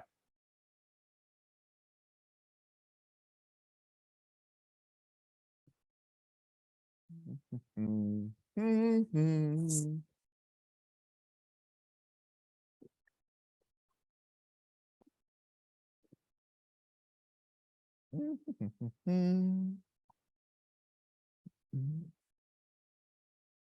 right. And once it's done, once it's done, there we go. All right. Let's go ahead and frame up. Get a nice angle on it. I don't need to see all your lights. Like from this distance, I can kind of see that, like, hey, I can see 3 lights. I can see all that right there. And once we do that, I'm going to take my first screenshot, hit save, and we're going to go right here. And that is going to be open mic. And library, documents. And there we go. 3DF, week 4, lecture 9, and we're going to hit save. And that is lighting. Any questions? So I cannot stress the importance of good lighting. I've seen amazing models completely taken down several pegs by bad lighting. All right. The thing is that it's something that you have to be very aware of, because it can kind of really destroy the mood, and it can also just make your stuff not look good. So How is this going to work with your levels? Well, the thing is that everything that I'm just showing right here, bring out your lights and all that stuff right there, that's great. You will not be doing that for your levels. That's because there's a lot of risk with very low rewards for this point. So how are you going to go about lighting your stuff? Well, artistic lighting and going in there and doing it by hand, it does add effect. You have a control over it that is great for an artist. But what happens if you are a modeler and you just want to show your stuff off and not have to worry about bad lighting? Well, that is where we get into what we're going to be using. Image-based lighting. So essentially, all the light is a point in space that has an intensity of it, and we use that intensity to give the effect of lighting. Well, we can do that also by taking a giant image and wrapping that around your entire level. All that color of that image can be used as light intensity. And the cool thing is that it is very accurate, very, very quick lighting. The cons of it is that, well, your stuff will look like it's in that environment. It won't have the dynamic or artistic flair that you would expect. But like I said, it's very, very quick and accurate lighting. So how do we go about doing it? Well, for us to light with the image, we have to have a specific image. Yes, technically, if you wanted to, you could go find a giant picture of a cat and wrap that around it. It would work. It would look like crap, but it would work. Instead, we need a specific type of image, an HDRI, high dynamic range image. We have to have a high dynamic range image, and it has to also be shot in a specific way, so that way it can wrap around this object that goes around for our environment. Now, let you know what HDRI is how many people have bought like a TV recently or a game console, and their big thing is like HDR, high dynamic range. Well, that's just something that we've been using for well over, I think, 2 or 3 decades. The thing is that a high dynamic range image is that it's essentially an image that's made out of multiple images. Essentially, we take a shot of a environment, and we do that at regular exposure, all right? And we get the mid-range.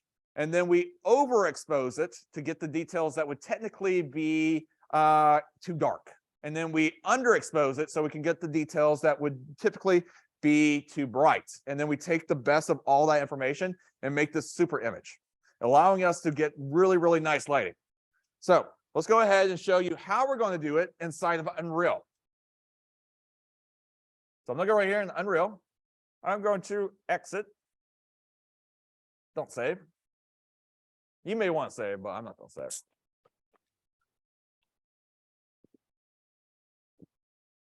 And while that's doing that right there, I'm going to go right here to my documents, 3F.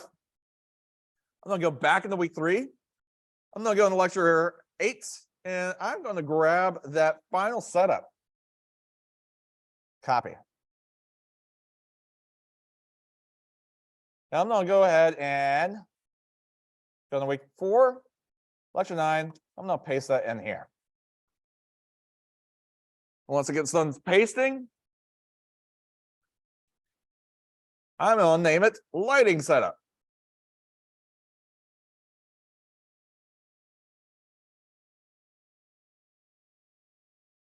There we go. All right.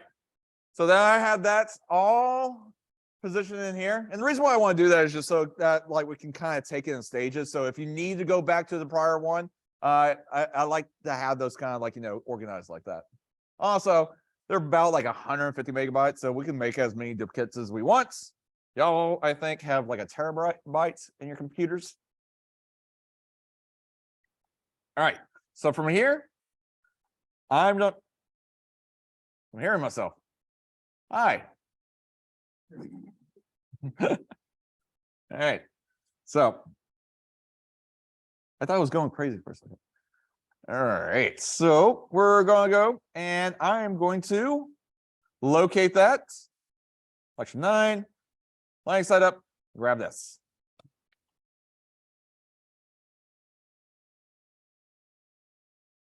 We're almost done.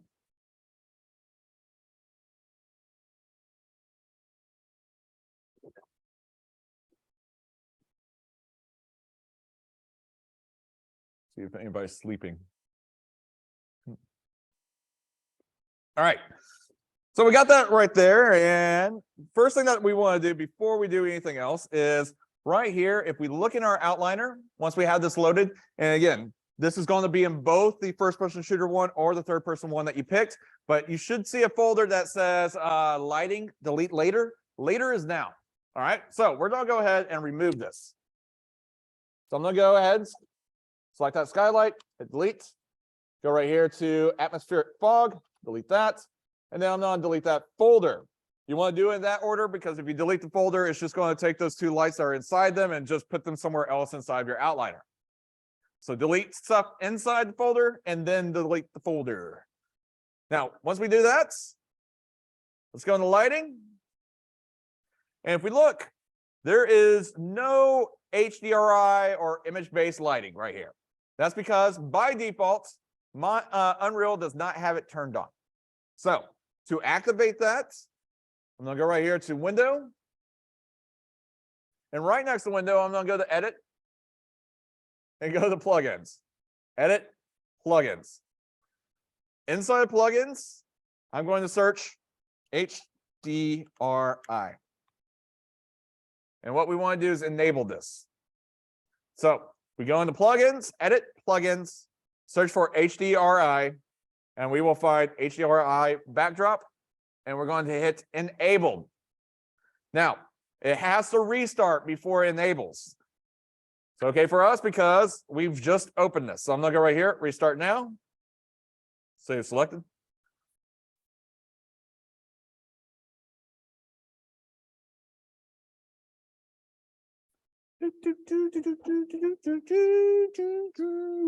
All right.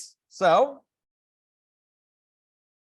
once we do that, now if we go to lights, we will see that HDRI backdrop.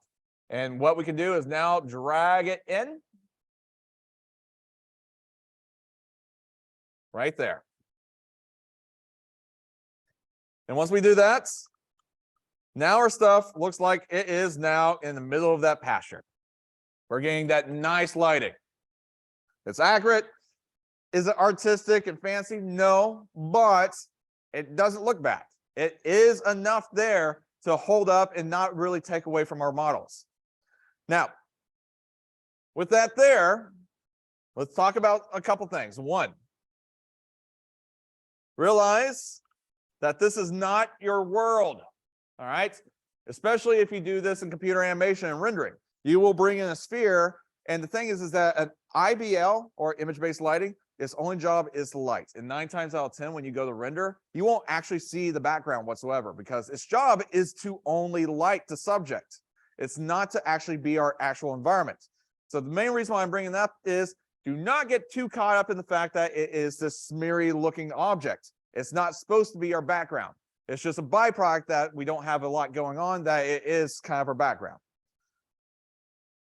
This is only here to light our subjects. Now, if it really, really irks you about the stretching, if you look here at the center with this selected, you will find what looks like a little diamond that says projection center. If you select that, you can control the stretching to a point. That's because you can only do so much because I wasn't joking. It's a giant sphere around your object with this image mapped to it. So we can go ahead and play around with this. Don't worry about the stretching. You will not get counted off for it. It's mostly, we want to make sure that you got your HDRI in there correctly. Next, reiterating, this is not your environment. It will not stop you. So, what does that mean for y'all? You have to have this here. You have to keep that cube there or you will fall through your world. People will actually bring in this image and say, all right, let me get rid of that cube because it's like blocking my beautiful image. And then when you hit play, whew. All right, so keep it there. And with that, let's go ahead. Get our light mass importance in here.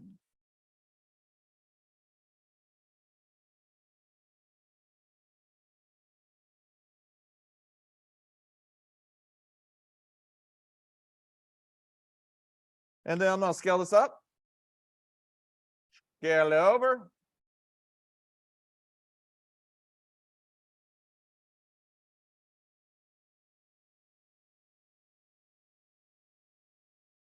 You don't have to be like super accurate or anything like that. Just big enough to cover your props. And then once you're happy with that, I'll go right here. Lighting quality, medium, build.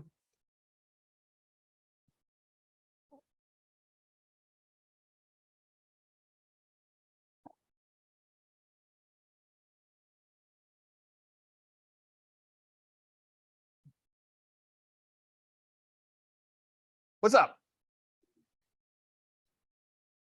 So we will talk of that in a second, but they're standard, like, 1K, 2K, 4K. But yeah, we'll talk about that in a second because we can get even higher. What's up? We'll talk about that in a second. Yeah. All right. Well, it's great that y'all are thinking about that. All right. So with that, once it gets done,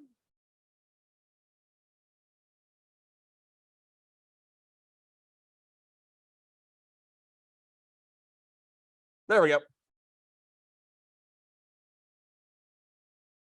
All right. So once you get your lighting right here and you're happy with it, you can take your screenshots. Let's go ahead and expand that a little bit right here. Take your screenshot and you're good. This right here meets the requirement for you lighting your level. All right. So bringing this in, getting your light mass importance volume in here and getting that set up, that meets your requirement for lighting. But I know probably a lot of people in here don't want their stuff in the middle of pasture. And I don't know why the default HDRI for some reason always has like the middle of nowhere pasture as the default for most of these things. But for some reason that is a running theme. So how many people want their place objects to be somewhere else? All right. So like I said, HDRI, you can't just take any image and slap it on there. You have to have a specific image. And for most of y'all don't have like, well, yeah, you do technically have HDRI photos on your phone, but you also have to shoot it in a certain way that wraps nicely around the ball. So luckily for us, and very, very kind of them, there is a website called Polyhaven. How many people have heard of that before? All right, awesome. So again, a very, very nice site and very nice people. But polyhaven.com is a great site full of free assets. And one of those assets is really, really nice HDRIs. Now, inside of here, you can pick a wide range of different places that you can have your stuff be. Photo studio, middle of the ocean for some reason. But the thing is that we have a wide range of where we can actually place these elements. Now, you can pick between outdoors. You can even pick nights. So we have a really kind of gloomy, like, bunch of trees. So we could actually like bring it into like, a moonless golf night. Actually, that could be cool. But we have a wide range of different environments that we can use. And you can use any one of them. Any questions? What's up? So you could technically, because again, like at that point, if you paint them all right there, you are essentially getting around the gambit of like, photography. The reason why we need HDRI is because of the limitations of photography. So if you're hand painting it, you could. I don't know how well it would look, especially, yeah. Yes. So what you could do is actually essentially just copy the dimensions right here and try it out.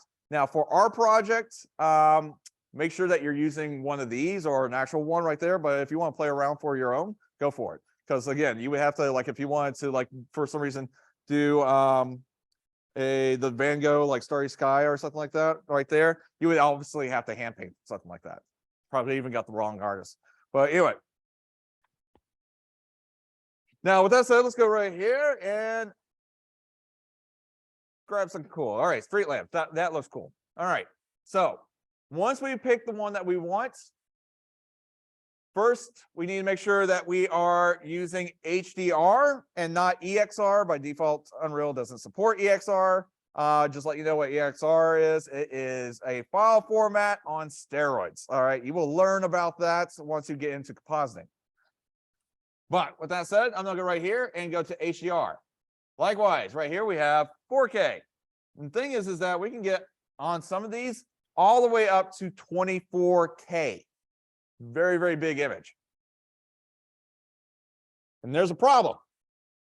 Let's go right here and look at 16K. If we look at that 16K, it's about 408 megabytes, which doesn't seem like that much. You have a terabyte, not a big deal. The problem is that when it comes time to render or do anything real time, any asset that needs to be there needs to be loaded up into not your hard drive, which is where you have a ton of space, it's your memory. And for all of y'all, for the most part, you have how many gigs of memory? 16. So I would say probably about like 8 to 10 of it is dedicated to your OS and probably the background processes. And then probably another like 4 or so is dedicated to like, whatever major program that you're using. And if we are giving about half a gig of our system memory to just our image, the payoff is not going to be there. And the thing is that when we go around, when you look at images, especially HDR, you will always see those 4 balls, right? And it's not like, hey, look at these balls right here. They're there for a reason. That's because they show you what this will look like across the main type of surfaces that we have, which is for us, we're going to be somewhere in that semi-glossy blue or green sphere, and then that white matte sphere. The thing is that you do not need a 16K background to light those. You could actually get away with like a 1 or 2K. I wouldn't go even higher than 4K for that right there. It's only when we start getting into glass or chrome where we're physically seeing a background in there that we have to worry about that higher res. The payback, the trade-off or the benefits of actually having a super high res IBL is not going to be beneficial for your current props that you have right now. So just to warn you. So I would say the max that you would go is probably 4K. We're going to download that.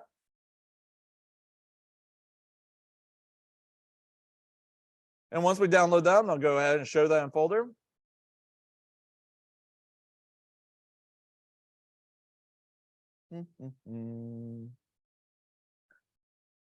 Again, to show you what it looks like, we'll go ahead and open it up in Photoshop.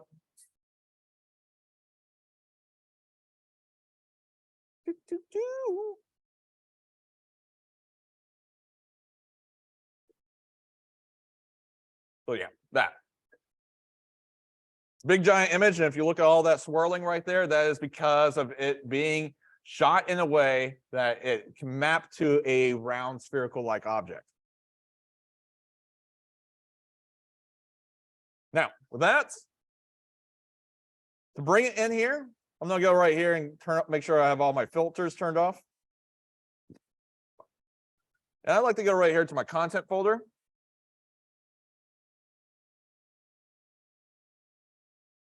All right, and then I'm going to go right here to my downloads folder. And I'm just going to drag this into Unreal. So I'm going to grab that image, drag it into Unreal. Because remember, when you drag it into Unreal like that, essentially what's going to happen is Unreal is going to make its own copy. So we're not actually dragging it to a different location. We're just telling it, hey, Unreal, make your own copy. And then from there, I can select my background. So I'm going to select that by clicking on it. And we should see the little image right here. Inside the details, all I need to do is just drag this over and we'll replace it. And then if I want to, I can rotate this to change the lighting. Also, if it is too bright, in this case, it kind of is, we can bring down the exposure.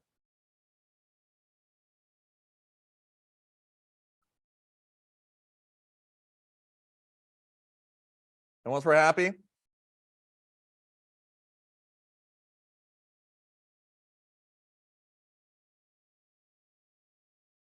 that background, yes.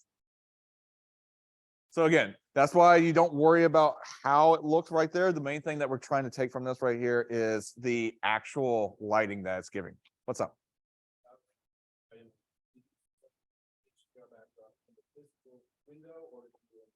So somebody asked how I selected the HDR. Yes, I physically just kind of clicked it. Or you could go in the outliner and click it there. But yeah, like I just clicked the background and then I drug the HDR into that little side window right there. Yep.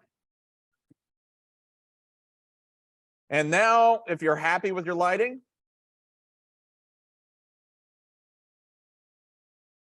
we're going to go right here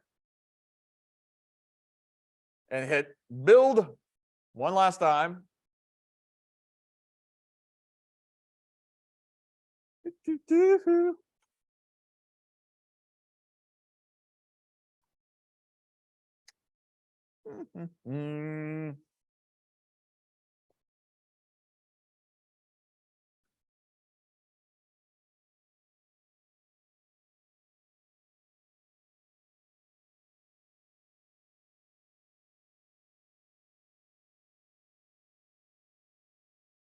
All right.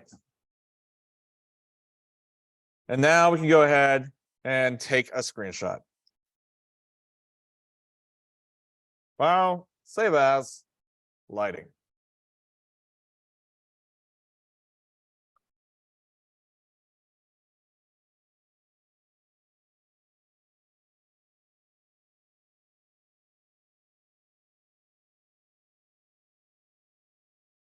And from there, I'm gonna go ahead.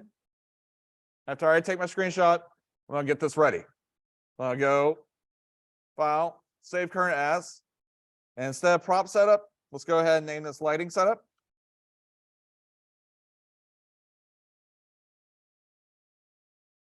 I'm gonna save my content browser.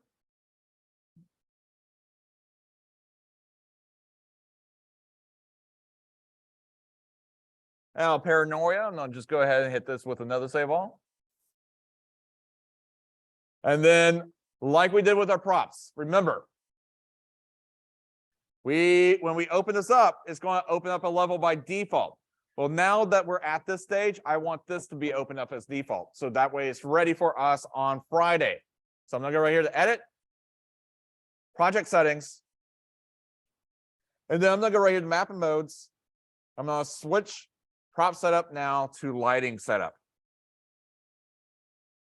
for both of these. I'll save.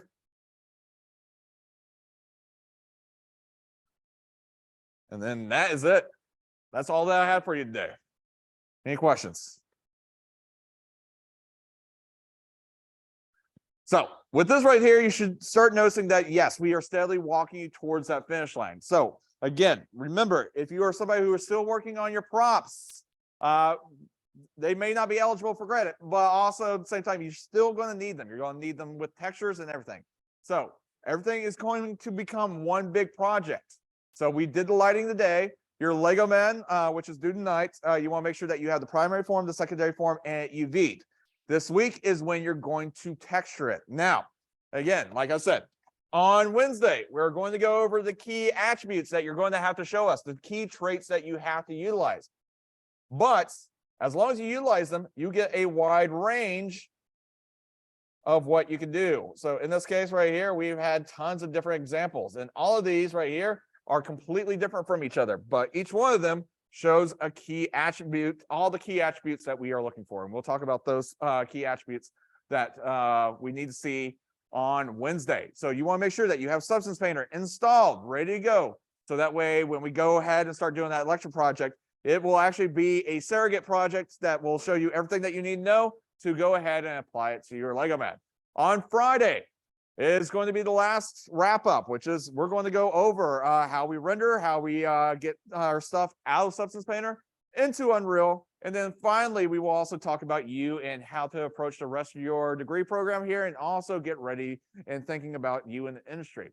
Outside of that, That's all I have for you. So again, remember, if you are asking for extension, when you ask for it, you automatically get it. It may be tomorrow before we respond back, but keep that in mind. Likewise, if you're going to utilize extension, be very careful. If you utilize all your extension, which takes you all the way to Thursday, then that essentially gives you 1 day to ask all your questions for like week 4. All right.